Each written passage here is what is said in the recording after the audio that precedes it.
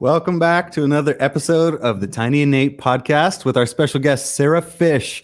The purpose of this podcast is to document our real estate investing journey and talk with great real estate investors that we learn from so that you can generate in your life time freedom, relationship freedom, and money freedom through investing in real estate. You guys ready to go?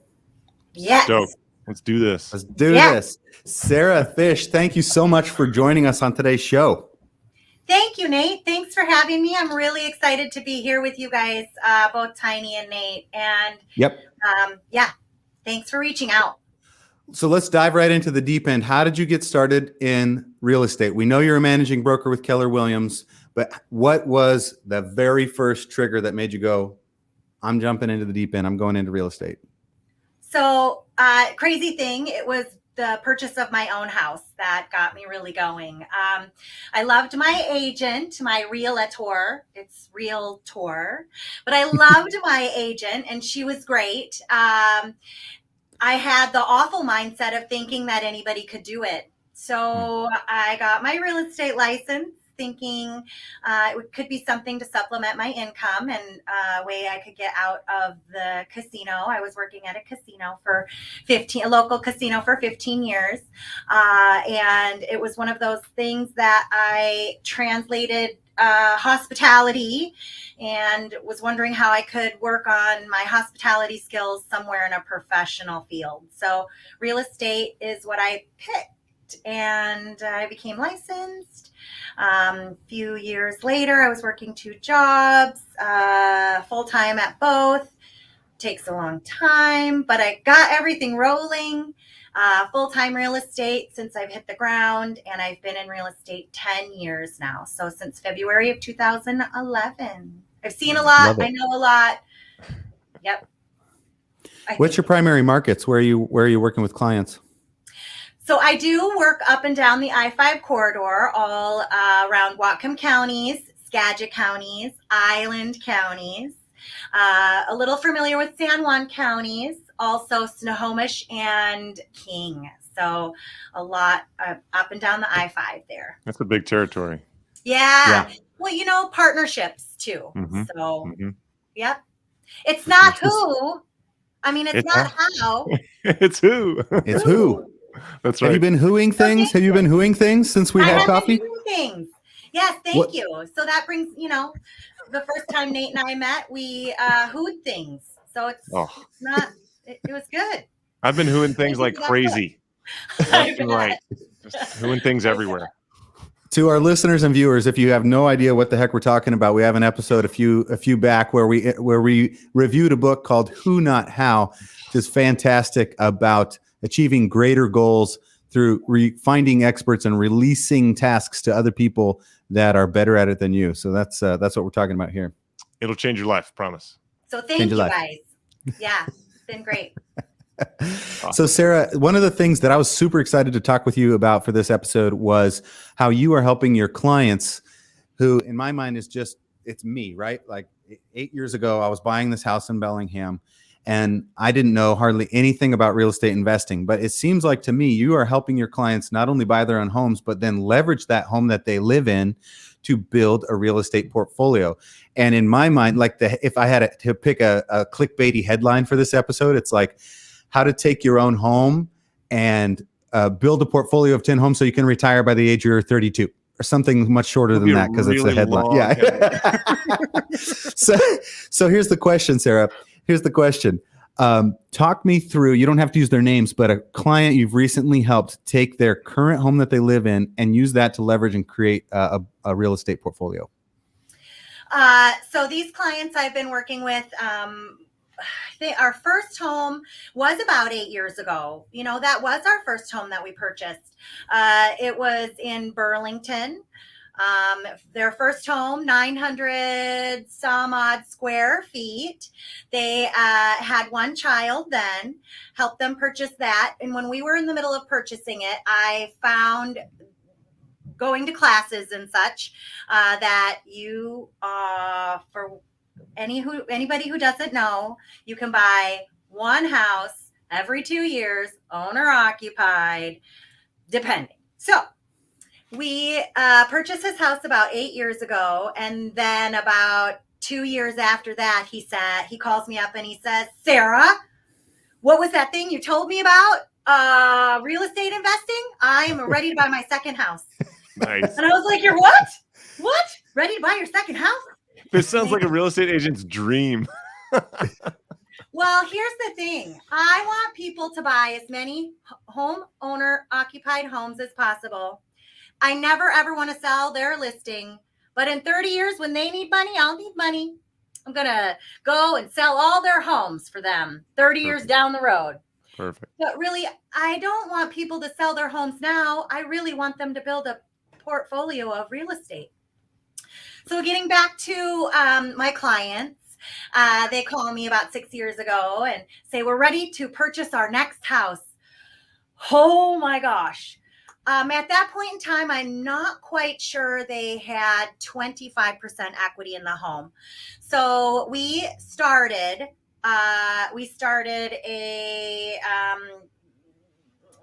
going through the refinance process.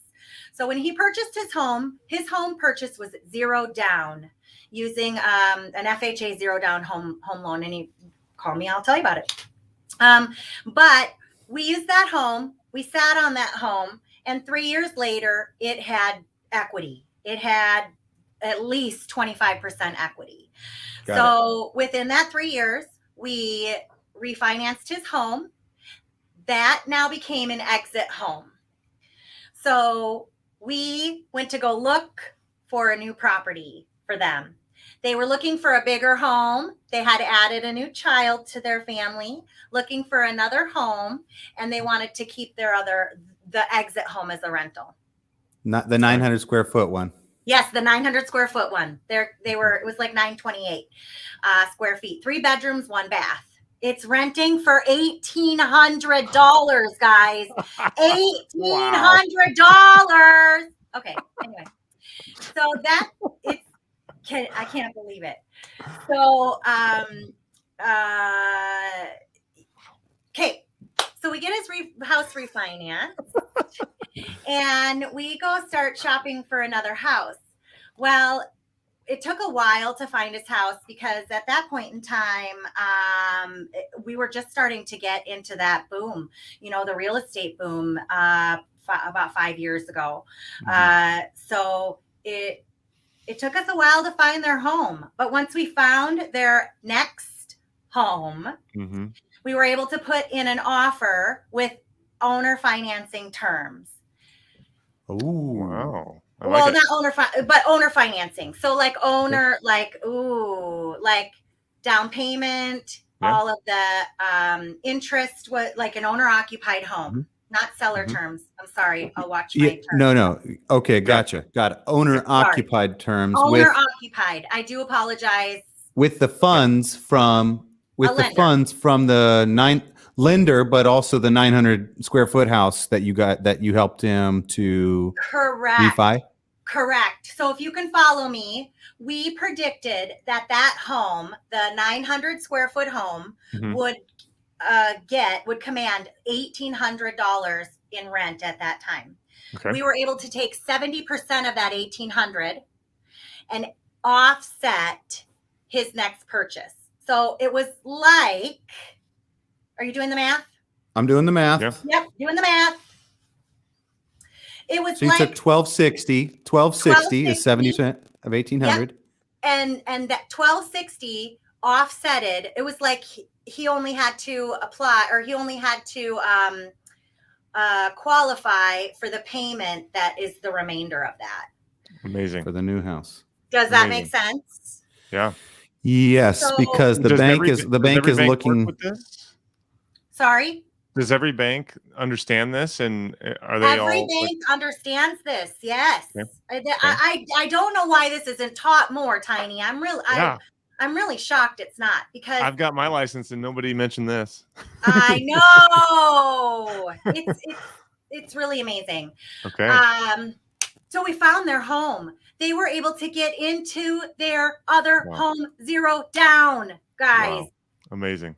It was unreal. How did that work? How did that work? I got a lender. I had Fairway Mortgage, a lender down at Fairway Mortgage. He refinanced the exit home and helped with the purchase of this new home. Okay. That was about 5 years ago. We were zero down, guys. Zero down. So That's what amazing. happened? Yeah, he just he purchased about 5 years ago. No, it was my timeline is a little off. He purchased about 3 years ago. 3. Okay. Because we just finished refinancing. Mm-hmm. Well, we finished refinancing last year. So he refinanced the second home that he got into. Mm-hmm. And because of the growth, the equity growth, Mm-hmm. he had 25% equity in the home that he purchased. Wow. Yes, zero down. Amazing. Right. God, So that's like farming equity. it is unreal. And not only that, Tiny, Wow. he refinanced his home and then took out a HELOC, a $90,000 HELOC. Beautiful. And with this $90,000 HELOC on a second home, Yep. we are able to purchase a third owner occupied home. And we don't even need those funds. We only need 5% down in a conventional loan. Wow. Right. We don't need 25 or 20% down to buy an investment property. You know what you're doing, Sarah? You're helping your clients play chess instead of checkers. Like you're equipping them with some seriously high like strategic skills that they don't have to, like, we're helping people become real estate investors and do that on their own. But I mean, the agents that are watching this, like, if you don't know how to do this, get a hold of Sarah, understand how to do it, because this isn't differentiating yourself on, hey, my staging is better, or my photographer is better, or my listings are prettier. Like, this is, I can help you become a real estate investor and teach you how to do this and do most of it for you. All you got to do is move every couple of years, and I'll help you change your life in 10 years.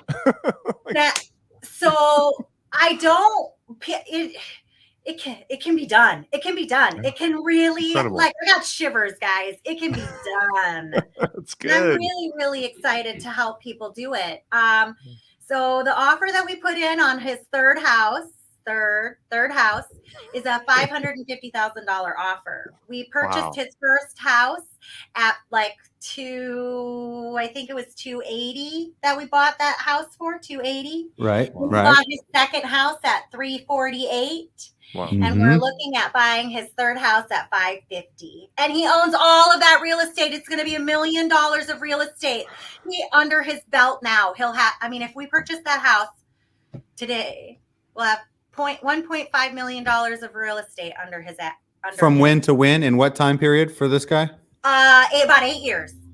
Okay, very cool. Wow. Could he have done it faster, or did he have to wait that long to do in between each one in order to build the equity and do you see what I mean? Oh yeah. Okay. So every situation's going to be a little different. Of course. In the beginning, we didn't really see that growth that much. Now, let me just tell you a caveat. We usually only see 3 to 7% growth in a market. So when people have an exit home in another market, we were able to buy homes. You need to get 20% equity in these homes before you can refinance them. Okay, so if you buy them zero down, they need to grow to get that equity. And then you have right now it's taking 1 year. Right now it's taking 2 years. But it took a little bit longer for the first house and a little bit longer for the second. But other than that, they had, they're a young couple. They have 3 kids. They are going through promotion after promotion after promotion at work. The more that they can offset their rent, the more that they can afford somewhere else. Mm-hmm. This is not the end for them. This is not the end. They are going to purchase until they cannot occupy purchase anymore. But That's amazing. This is, yes. Sarah, I love that because it's so in line with, like, if you catch somebody at the right stage of life and you get them to catch this vision, it really isn't like a forced move. I mean, every 2 years would be kind of robotic, and there's some people that wouldn't mind that. But if someone wants to stay in an area where you can serve them, or I guess you could help them do this wherever, like every 2 to 5 years, that's a pretty natural stage of progression. And the fact that people aren't, it's like 1031 on steroids almost. It's you're not selling it out, you're keeping it and rolling it. Like that's why am I just now hearing about this? This is super cool.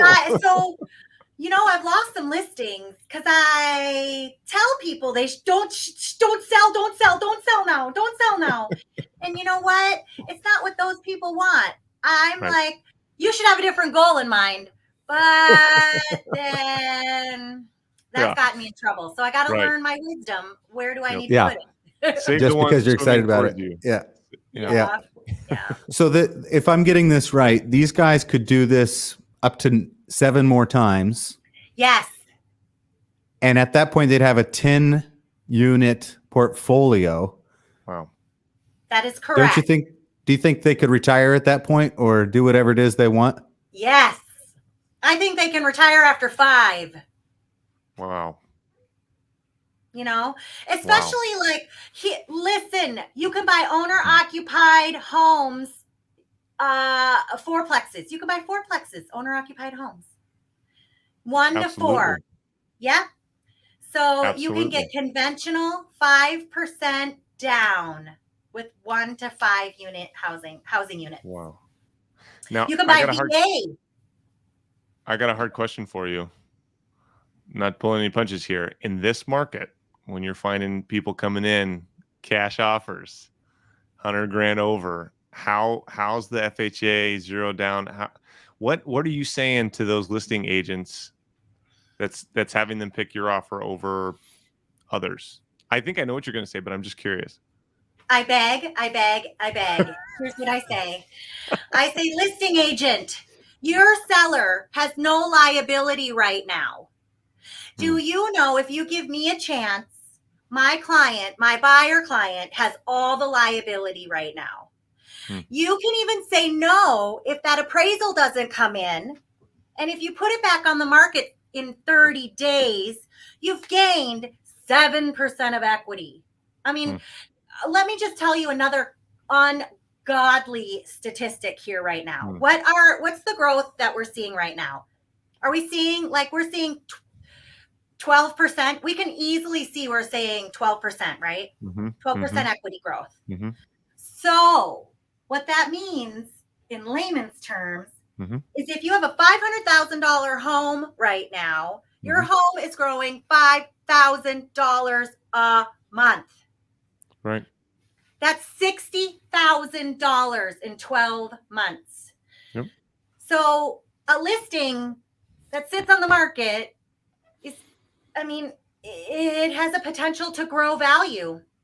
It has the potential to grow value. So if the seller would so kindly give my client a shot, there is no risk. There really is no risk on the seller. Just have a heart to take our offer. And is this right, Sarah, that your buyer can also offer probably higher than a lot of people because they're getting 5% down, right? So they're really and they're going to go move into it, right? So they're not buying it for cash flow right now. It'll cash flow later, but they're buying it to move into it. Plus, with very low down payments required because of this financing method you're recommending they use. Lower interest rate, because if you buy an investor, you have to hike up your interest rate. Right. Yep. So everything's lower. Insurances. Yeah. So you also have I love the way you approach that. You also could have a card to play of, so we're going to buy it owner occupied, but these are really investors that I'm representing. And here's what you need to know. Like, if this deal makes sense, we're going to close on it and they're going to add it to their portfolio because this is the strategy that they're doing.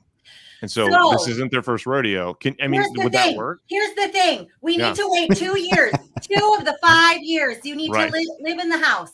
Totally. No capital gains. Totally. Yep. No capital gains. Two of the last 5 years. That's where your taxes. And then that's where you're, oops. So We're good. excited. So excited. Kelly Williams mug down. I know. I am not a tax expert, but I heard something about 2 years. No, you're right. You're right. No, it makes sense. That's right. Which I get that. But like if I was a listing agent and I understood, because it can be deflating to get an offer that's, FHA or zero down. Typically that's not representative of a great buyer. Like it's like, okay, they're not going to qualify. Well, yes. But with your strategy, you're caveating them going, this isn't why we're doing this. This is why we're doing this. So yeah. I don't know. Can you say that? Would you say that? I would probably not say that, because right now in our community, in our small little community here, I do have, real estate is local. Yeah. Yep. What word on the street is our investors, people want to see home ownership, occupied, and we're seeing a lot of that homeowner occupied offers. Yeah.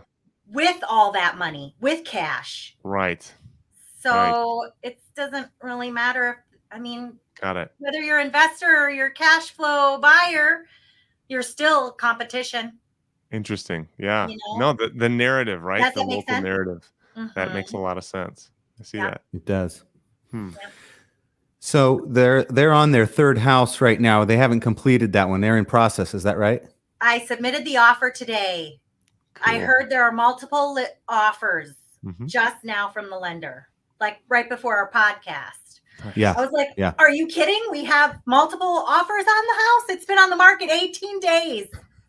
Yes. So in brief, they're house number 2. What will they do with house number 2 if they win this house number 3? It'll become a rental. They'll move out of it. It will command probably $2,200 in rent, $2,300 in rent. It's a 4-bedroom, 2-bath house in Mount Vernon. Cool. Very cool. Do you know what that rental income is compared to approximately their mortgage on that property? I do believe, so they refinanced into a conventional loan. So I don't know their mortgage payment now. I believe it's somewhere around 19. Yeah. So in your mind, is this I was going to ask you, in your mind, is this more of a cash flow play or more of an equity play or both? Definitely both. Hopefully, it will. Hopefully they can cash flow it a lot more later. Of course, the payment, maybe refinancing it into, if the interest rates drop anymore. I don't think that's going to happen. I think they hit the bottom of that. But I think, unfortunately, what I do know is if we don't find more housing anywhere, housing's just going to get more expensive for everyone. Yeah. But for sure. So in your mind, the last bit of this story, in the future, do you think if you were to have a magic ball and look into their future 2 years from now, let's say they get this house, is it just a stamp and repeat process again 2 years from now? Is that the part of their strategy? Yes. So if the equity gain is enough, they can start the refinancing process within 1 year. It has something to do with interest or something. But they can start that process within 1 year of purchase. So then at year 2, we could actually go look again. Yeah. Well, right. Awesome. Right. So I would assume that in the next 3 years, if we can get this down in the next 3 years, we would be looking. So he really, really, really is focused on some fourplexes or duplexes. So I think they would bite the bullet to live in something for 2 years. That was a little smaller. But these are just what that family will do, right? These are the risks that that family will do in order to have have a quality of life and build that. Well, and with the fourplex, like anything 4 units or less, you basically get to pick your neighbors. So you can't Yes. do that if it's over 4 units, because then you have Right. to go with the fair housing laws. But if it's 4 or You're less owner and you live occupied. there, yeah, exactly. Owner If it's owner occupied. occupied, you get to pick who's your neighbor. So some people might watch this and go, "Oh, I would never do that if I was going to live there because don't know who would be around my family." It's like, well, you get to vet them. So That's something, right. something to know. That is true. That's a good caveat, Tiny. Yeah. Helpful tip. So ultimately, let's recap this. Here's what I'm hearing. If I would like to generate, if I would like to generate a portfolio of properties using some traditional finance and owner occupying them, my goals, I'm looking to generate financial freedom in the next, what do you think? 2, 4, 6, 8, 10, maybe Decade. 10 years to get to 5 properties using using this method. Yes. So if I'm 30, I'll be done by the time I'm 40. If I'm 20, I'll be done by the time I'm 30. Yes. Pretty cool. Yeah. Very cool, actually. And so what I need to be willing to do, is it best for people to start small and each next property you get? I mean, you're just kind of moving up as your family grows, right? And as your needs grow, that kind of makes sense with this strategy. Yes. It really depends. It really depends. But yeah, it would be part of that progression. And could somebody speed their equity growth and even their cash flow if they bought a property that needed some TLC and did this with a property that needs some love? Yes and no. I'm going to go off on a tangent here. FHA needs to be move-in ready if you're going to put 3.5% down. So ish. Right. And then it's like the less money you put down on a home, the better condition it needs to be in. So if you do need something or look at something that needs a little TLC, you will have to do that 5% conventional. You will have to do that 10% conventional. Would something that has good systems but is just like a cosmetic fixer, would that qualify for the lower rate? Yes, it could qualify for the lower rate. It could. So, what's really cosmetic that FHA won't let fly? No carpet. Okay. No carpet. So you have to put carpet in your house if you're going to sell an FHA home. You have to say that again. So you have to have carpet, or you cannot have carpet. You can't just have subflooring or concrete. It needs to be flooring.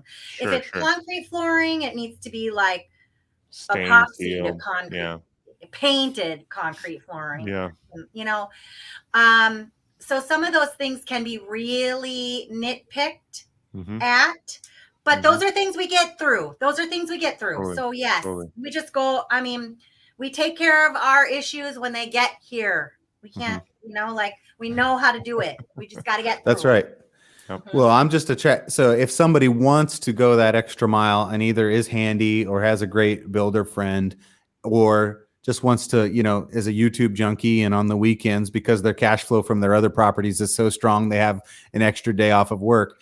It seems to me that they could speed this process by buying. Yeah. Like it doesn't even have to be distressed. There's not a hole in the roof but it's got a 1960s ranch kitchen and some beige flooring. Yep. 100%. You could definitely do sweat equity to homes to increase growth and increase properties. So what we're finding, this is a lot, but you have 2 1,400 square foot houses. Both are 3 bedrooms, 2 baths. One could be over here, $550,000. One over here could be $300,000, and it's the condition. So, and they'll both appraise.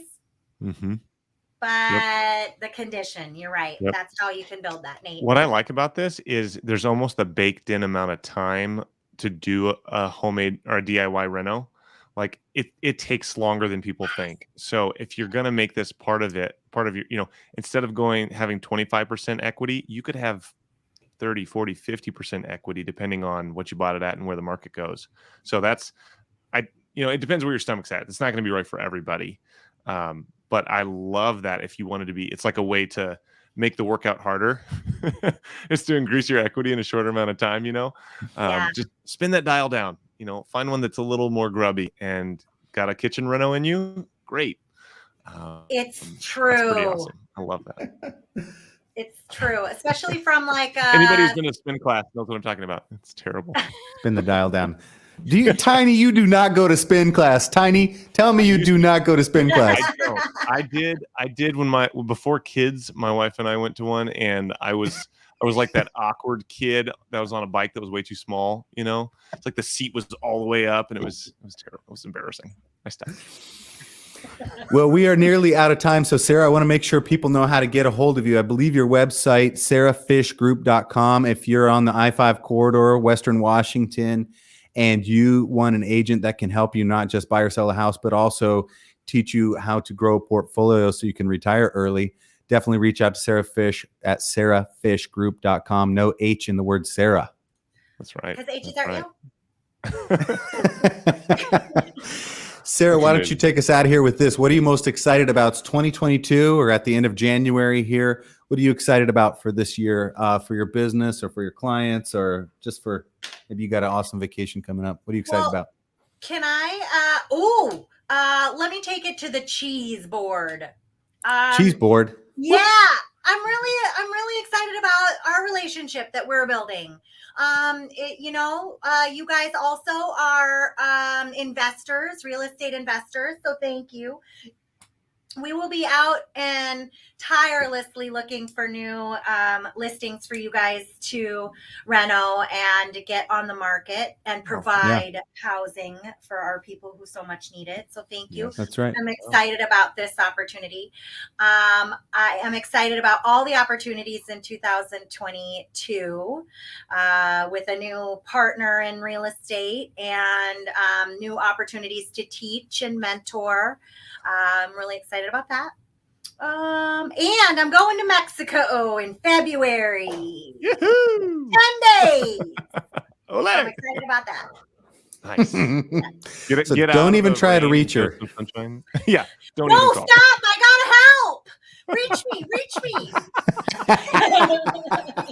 Stop it, Nate. Just before this episode, I was on. Are you your new partner? Are you talking about Kurt? Yes. Great. He's awesome. Yeah, I was just on looking at a property with him. It's basically a shell of a house out towards the mountain, but boy, that view would be incredible. So we're going to go out and look at that one. It's amazing. Thanks for sending that over. Good. Yay. I'm glad. We're really excited to work with you guys. Yeah, likewise. So are we. All right. So people, if you need help and you want either an agent on your team in Western Washington or just someone that can you can follow on are you on the socials? Are you on Insta or anything like that? I am.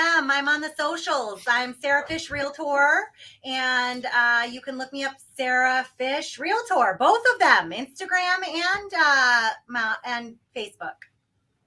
Sarah Facebook? Fish Realtor on the Facebooks and the Instas. Realtor. Public broadcasting announcement was brought to you by Totally awesome. Let's collaborate again in the future. We want to hear part 2 if those guys land that third house, and especially if they start building that portfolio to 4 to 10. Incredible.